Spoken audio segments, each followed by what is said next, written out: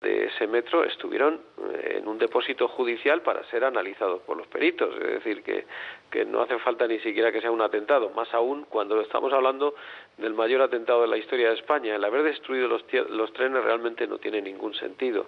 Y luego, en la recogida de explosivos, los propios TEDAS han manifestado por activa y por pasiva, en sede judicial, en declaraciones ante la policía, en la propia vista oral del juicio, han declarado que se recogieron cientos de restos. ¿Cómo no lo van a hacer? Quiero decir, en un atentado donde hubo 13 explosiones, 13, no una ni dos, sino 13 explosiones, y 2 de ellas controladas por la propia policía, que fueron de las 2 mochilas que no estallaron, pues evidentemente ahí se pudieron localizar esos restos, se pudieron coger tierras, se pudiera decir, hubo muchísima recogida de restos. Pues bien, cuando se hizo el análisis pericial ordenado por Gómez Bermúdez, solo se pudieron analizar 23 muestras que tenían restos de explosivo. Evidentemente, esas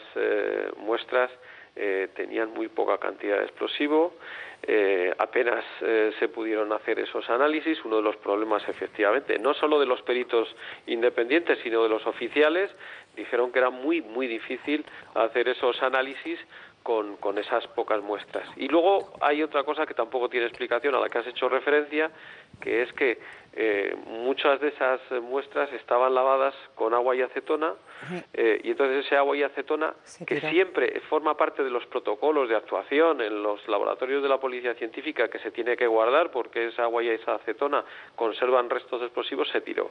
Entonces, bueno, estas son 2 de las cuestiones que no tienen una explicación racional, sino simplemente hay que decir que las cosas se hicieron mal. Pues Casimiro, muchas gracias por atendernos. Podríamos seguir y seguir, porque las incógnitas son muchos. Un día de estos te vamos a invitar a que vengas al programa y dediquemos el programa entero. Encantado. Gracias por atendernos. Gracias. Hasta otro rato. Un beso. Muchas gracias. Hasta ahora. Bueno, yo cada vez que cuando te pones a pensar en los datos que quedan sueltos, es que no te casa. Es decir, y no digo, no quiero llegar más allá en decir culpabilidad, no culpabilidad, nadie se echa la culpa, pero por lo menos tuvo que haber muchísima incompetencia, ¿o no? Incompetencia hubo, pero también hubo bastante competencia. Es decir, la reacción de las fuerzas de seguridad y del aparato judicial para hacerse cargo de un sumario tan complejo y sustanciarlo en un tiempo, yo creo que razonable de tiempo, de un lapso razonable de tiempo, a mí me parece que es una muestra de funcionamiento del Estado de Derecho. Yo te voy a decir una cosa, me ocurre, conjeturas se pueden hacer las que se quieran, pero para mí el 11M es cosa juzgada, es cosa sentenciada. El Supremo evaluó, o sea, el Supremo y la Audiencia Nacional evaluaron perfectamente las pruebas periciales sobre los explosivos y decidieron lo que decidieron. Esto nos puede gustar más o menos a algunos, pero esa es la verdad judicial. A mí, cuando se dice lo que pasó el 11M, a mí lo que me preocupa de verdad de lo que pasó el 11M es que es la primera vez que un atentado triunfa en la historia de España. Quiero decir que consigue un propósito político para el que estuvo diseñado. Es decir, provocó una enorme falla en la confianza social en España, provocó una quiebra en las instituciones y provocó, en definitiva, la crispación que hasta hoy venimos arrastrando en la política española. Eso no había ocurrido nunca, salvo en el atentado de José María Ryan, en el asesinato de José María Ryan, que sirvió a ETA para paralizar Lemoniz. Pero por lo general, nunca en España los terroristas se habían salido con la suya. Y eso fue completamente de acuerdo con Ignacio en este punto. Sí. La duda, independientemente de las cuestiones judiciales y lo bien que además lo expresa Casimiro, es ¿por qué el pueblo español reaccionó de esa manera? Parece que es la gran duda sociológica. Y 2, ya internamente, ¿por qué la policía y el CNI mintieron al ministro de Interior?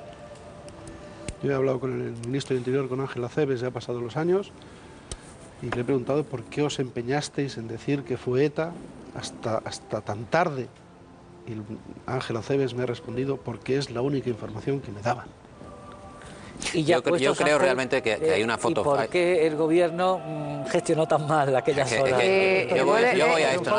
No, espera un momentito, porque que me parece muy bien, pero como nuestro tiempo para tratar este tema es limitado, yo iba a si vosotros creéis la versión oficial. Es decir, otro día podemos hablar de cómo reaccionó el gobierno y si nos pareció que reaccionó bien o no, sino estoy intentando que la gente sepa vuestra opinión sobre si tú crees, Paco, que tú tienes dudas, tú crees que lo que nos han contado es cierto o qué dudas tienes. Vamos a ver, yo creo que hay una foto fija en la historia realmente, o sea, esto es una foto fija de la historia y cómo nos retrata, ¿no? Nos retrata como clase política también y lo que los ciudadanos se deben de representar en la clase política.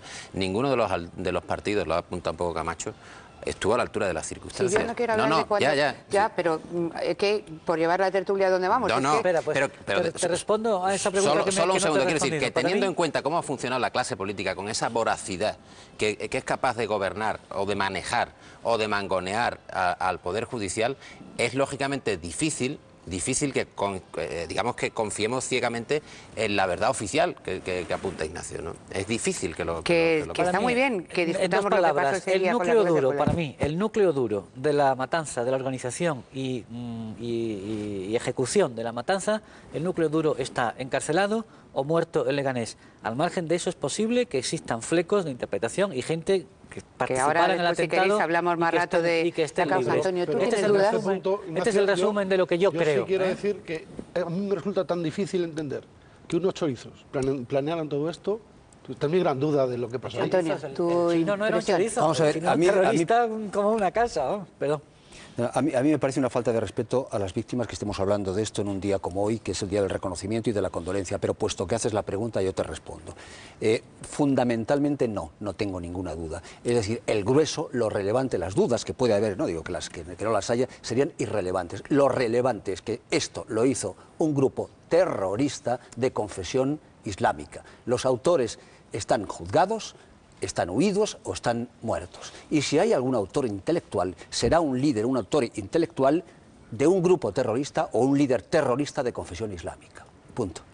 Lo demás son obsesiones y yo no tengo por qué compartir las obsesiones. No, a mí lo que me parece muy bien, pero no me parece una falta de respeto. Si yo tuviera, que afortunadamente no tengo, algún familiar, querría saber más detalles, porque hay mucha gente que tiene grandes dudas y yo no tengo ninguna teoría conspirativa, simplemente que a mí no me encaja, que yo no puedo entender cómo se desguazan los trenes. Mira, tenemos muchas llamadas, José, Almudena, Inés, Maribel, que dicen que no entienden cómo los trenes se desguazaron, y no te estoy hablando de ninguna conspiración política, porque lo desguazaron a los 3 días, el juez y la policía de entonces del gobierno del PP, pero que no se entiende. Como mínimo desde la chapuza hay cosas que no se entienden, hay algunas pruebas que no encajan en el sumario, que el propio juez las dejó fuera, como el famoso Skoda que se apareció, parece que pudo ser una prueba falsa. Es decir, hay incógnitas en la investigación. Esto es evidente. Lo que se generan dudas serán irrelevantes en todo caso. ¿Por qué van a ser irrelevantes? Yo creo que sí. Vamos a ver, si tenemos una duda sobre el explosivo... Perdón, pero ¿quién tiene dudas sobre el explosivo? El juez no tiene dudas sobre el explosivo.